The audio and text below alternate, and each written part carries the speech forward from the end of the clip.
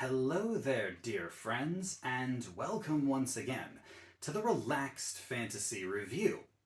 As you can see, today is a little different. I have some new friends with me, Duke the Dragon and Meepo the Kobold, and they're going to be helping me today because we're discussing monsters in D&D. Specifically, we're going to be pulling creatures from all sorts of different references, and we're going to be discussing the top 5 creatures that players will want to run into in D&D. These are typically neutral or good creatures that have a good chance of becoming allies or pets or just fun little creatures that can help players out. Today we're going to be going over right at the beginning of the game. These are all CR-0 creatures, so they can be found right from level 1 and come with a myriad of interesting abilities. Now, I'm not saying that all of these are going to be in every game of D&D, but if your DM wants to throw you guys a bone, or if you happen to run into one of these creatures just during your adventures, I would recommend trying to make friends with it because the benefits are going to be substantial. Before we get into it, though, I'd like to let you know that the channel has memberships, Relaxed Fantasy Review, and you can support it for just $1 a month. You can get a little badge next to your name in the comments, letting people know that you're a supporter of the channel, and you will earn my undying gratitude, as well as Meepo's undying gratitude, because he would be very happy for the support. In any case, thank you for watching, and thank you for supporting what I do here on YouTube. So, getting into it, CR-0 creatures. CR-0 just means that they are low enough that any adventurer would not really struggle against them if they had to fight them, but these ones aren't ones you want to fight. Starting off the list, and these are in no particular order, you have the Clockwork Observer. This is a creature that you find in the book Keys from the Golden Vault. The Clockwork Observer has 30-foot fly speed, as well as the fly-by trait. It has an AC of 14 and 7 hit points, so it's not exactly a little tank. It's more meant for zipping around and not getting hit. It does have the unusual nature trait, which means that it doesn't need to eat, drink, sleep, or breathe. It is a clockwork device. And it has the telepathic bond feature, which means that as long as its master, or its owner, is within a mile of it, it can communicate with them and let them know what it sees. Although it doesn't speak, it can communicate telepathically and relay information. And it doesn't even have an attack. It just has one action, which is a shriek action. If it makes this action, it just emits a really loud sound that can be heard from 300 feet away. So talk about having a watchdog. Like, you have this little flying clockwork device that flies around. It can go scouting for you, and it can fly over and relay information. And when you go to sleep, you just have it sitting around. You're like, all right, if you see anyone that isn't our party, just make a really loud noise. You'll hear it. So yeah, the Clockwork Observer is a fun little device. And considering that we are playing a game where artificers and magical items are common, yeah, you can definitely consider having one of these little magical devices as having an ally. Talking about having an ally, though, let's talk about the next one on the list, the Tressum. Tressum is found in 2 books. It's either found in Baldur's Gate, Descent into Avernus, or in Storm King's Thunder. So whether you're in the heart of the of the Forgotten Realms or up in the far north, you can find these creatures. And what they are cats. But they're more than just cats. They are flying cats. Literally cats with wings. They have a ground speed of 40 feet, a 30-foot climb speed, and a 40-foot flying speed. They have an AC of 12 and 5 hit points, so once again, they're not combatants. They do have an attack. They can use their claws, but it has +0 to hit and only does 1 damage, so I wouldn't send it in a fight. But it does have 2 very cool powers. It has the Keen Smell ability, which allows it to have advantage on perception checks that rely on smell, so that's nice.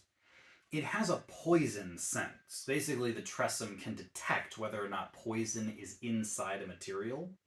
And on top of that, they also have immunity to the poison damage and the poison condition, so they are just poison detecting machines. Tressums are intelligent, they have a reasonably high intelligence, and they can understand common, even though they can't speak it. So you can give them instructions to please smell this and indicate if it's poisonous, and they will be able to tell you. That would be handy just by itself. But beyond that, it actually also has the ability to detect invisibility. A Tressum is not fooled by invisibility. Any sort of magical invisibility trait, the Tressum can see right through it. So it's not true sight. It's not. It's basically just like the see invisibility spell on all the time. Any creature within 60 feet that's invisible, the Tressum can spot them. So once again, a watchdog, or watch cat in this case, that can watch for invisible creatures and can detect poison. Really, really solid. On to one that's a little more quirky. The next one on the list is the Mycenoid Sprout. Mycenoid Sprout can be found in the Monster Manual. It's a mushroom creature. And it's a tiny little mushroom with a high intelligence. By that I mean I think it has an intelligence of 8, which is not as intelligent as the average person, but there are definitely adventurers who have dumped their intelligence to 8. So it's as smart as some people. It does have a speed. It can move up to 10 feet, but it's relatively slow. It has an AC of 10 and 7 hit points. Now, it does have something called sun sickness, where it has disadvantage on what it does if it's in direct sunlight, and if it's in sunlight for more than an hour, it just straight up dies. So this is more one of those things that you want to watch out for while you're in the Underdark, or in cave systems, or something like that. If you're going to take it with you, I recommend putting it in a bag of holding and keeping it out of the sun. But it does have a couple interesting things. First of all, it has a feature called Distress Spores. If any mycenoids that are nearby are in distress, within 240 feet, I believe, then this one knows that they're in distress. So it can be, it's a nice little underground network of, like, an alarm system for the mycenoid communities. Also, it does have an attack. It can curl its stalk into a fist and punch people. It has a +1 to hit, and it does 1d4 -1 damage, which on average is 1. But it also does 1d4 poison damage, so, Mycenoid Sprout wouldn't be able to hurt a Tressum much, but any creature that it does hit will get a little bit of poison. And then the real reason it's here is its rapport spores. And the rapport spores are a really cool feature. Effectively, the rapport spores are 3 times a day use ability, where it gives off a bunch of spores. When it does this, any creature nearby within 10 feet is affected by the spores, and it now has the ability to telepathically communicate with other spore-affected creatures for the next hour. So if you have one of these guys and you're about to go into a dungeon, you can ask it to hit you all with the spores, and now you have telepathic communication for an hour. That's pretty good. And it's one of those things that even if you don't have one with you, if you happen to find one in a cave or something, and you can speak with plants or something like that, and you're very nice to it, maybe it'll do this to you just because. It's a cool power, and something that is definitely worth being on this list. Granting telepathy. Now for number 2, we're going to go away from the small creatures. The Clockwork Observer, the Tressum, and the Mycenoid Sprout are all little things. We're going to go to something much, much bigger. We're going to go to the Huang Harasak. The Huang Harasak, just a weird sounding name, comes from the book Waterdeep Dungeon of the Mad Mage. And what it is a gigantic snail. It's a huge creature, meaning it takes up a 15 by 15 feet space. It has an AC of 6, which means anyone can hit it. 52 hit points, so it's roughly, it's one of the tankiest creatures out there at CR-0. and it has a speed of 10 feet, although it also has a climbing speed of 10 feet, and it has the spider climb feature, so we can go upside down on ceilings and walls and stuff like that. And because it's so big, you technically could ride it, although it's going to be a lot slower than any of you. This one has a fun feature and a not so fun feature. The not so fun feature is that it has salt sensitivity. You can hurt these things just by sprinkling salt on them, because they're giant snails. If it comes into contact with salt, it takes 1d6 damage, so keep it away from salt. But it has something called magical properties. That's what it says in its description. It has magical properties. What it can do is, if a creature touches it, it can grant them 6 temporary hit points, which is cool. It also can remove curses if a creature touches it. So it can hand out temp HP, it can remove curses, but the most interesting thing is that there's no limit to how often this can happen. This could happen every turn. You could just touch it. It doesn't even take an action. You just have to touch it. And you get temp HP. I guess that would count as a free object interaction on a turn. Or if you get cursed, you just touch it. Like, having one of these guys nearby is effectively like having an unlimited supply of temporary hit points and curse immunity. It's cool, and it doesn't hurt the Huang Harasak in any way. Huang Harasak. It's fun. It's fun to say. But yeah, having one of these guys, even at your camp, like, you don't even have to take this thing with you. Just having it, nearby when you're leaving for an adventure. Here's 6 temp HP and all curses are gone. And, if you do want to ride it into a cave, you'll be going slowly. But yeah, it's really not a bad thing to have with you at all. So, real solid pick. The last one, though.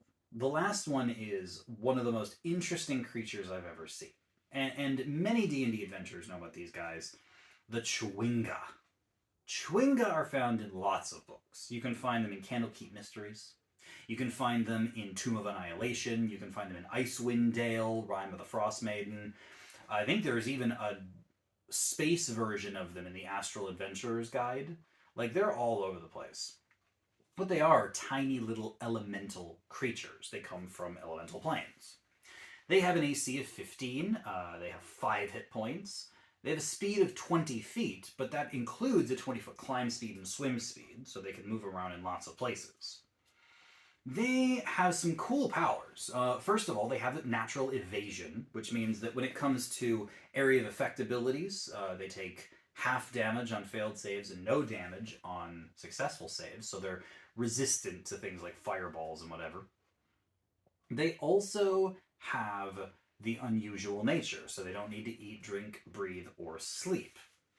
They also have the natural shelter power, which means they can duck inside things like rocks and plants, basically giving themselves the natural meld into stone or meld into plant power so they become untargetable. So these creatures can hide very, very easily in natural environments, making them very hard to hit, which is good if it's a friend.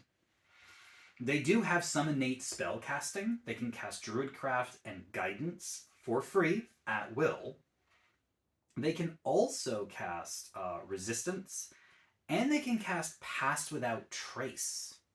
Imagine having a little elemental buddy with you that can literally cast Pass Without Trace. That's a Deus Ex Machina right there. The fact that they can just make you all much more stealthy whenever they want. Like, there's no limit to that. But what really makes these guys worthy of this list is their final feature, magical gifts. Once per day, a Chwinga can grant a gift to someone they like, a friend, an ally. If you've got one that likes hanging out with your party, it can certainly do this.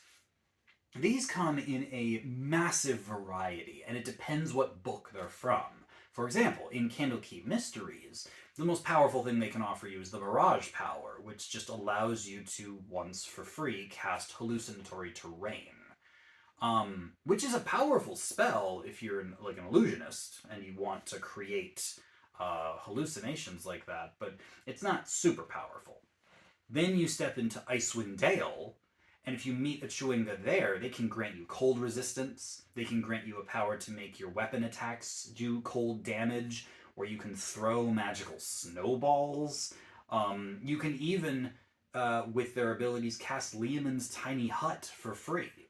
So lots of stuff that has to do with like survival and cold damage, very thematic. But where it gets really, really criminally insane is in Tomb of Annihilation. There's some interesting ones here. There's the Crystal one, Crystal Heart, where you become immune to piercing and slashing damage, but vulnerable to bludgeoning damage. That's a lot.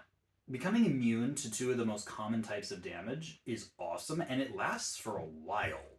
Like, I think it lasts for days. So just watch out for bludgeoning damage, and you're very unlikely to get hurt.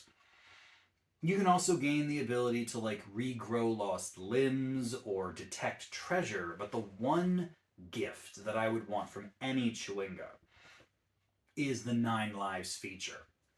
This feature states that any time a creature drops to 0 hit points, they can choose to drop to 1 hit point instead, and they can do this 9 times. So, that makes you almost invincible. Like, it's very hard for an enemy to kill someone who can just keep popping back to 0 hit points, or to 1 hit point for no action economy. But there's no... The most interesting thing about the Chewinga is that all these gifts, they can give these once a day. Once per day. So when they rest, they get the ability to give another one away. So if you found a Chewinga in Tomb of Annihilation who liked your party and was friendly and hung around with you, you could ask it to give you the 9 Lives feature, and then over a couple days, the whole party could get it. And then everyone would be largely invincible. And then, if someone uses up all their charges, then the Chewinga could give it to them again. I'm not saying that every Chewinga is going to do this. Obviously, this is a very powerful feature, and this is something that your DM handing out to a level 1 party would be kind of broken. But the fact that it exists, the fact that this is an official monster in the books, and that these are gifts that they can give you, as well as their innate spell casting, their ability to hide in, natural environments. These guys are just way too fun not to have in a game. If you ever meet a tiny elemental creature that has these powers, try your hardest to make friends with it, because it is going to be well worth your time. All of these creatures have abilities that can be very helpful to the players. And none of them are inherently evil or bad. All of them are either neutral, like animals are, or they can be good creatures that are just curious and could even be something that you could buy in case of a Tressum or the Clockwork Observer. They're all good, and I think that any player who runs into monsters like these, rather than swinging their sword or slinging their spells, should take a moment to see whether or not they can get some benefits from these little fun creatures. This has been the Relaxed Fantasy Review. If you enjoyed the video, please like and subscribe down below. Have a look for the join button down there, and keep your eyes peeled for more creature reviews coming down the line soon. Have a good one, my friends.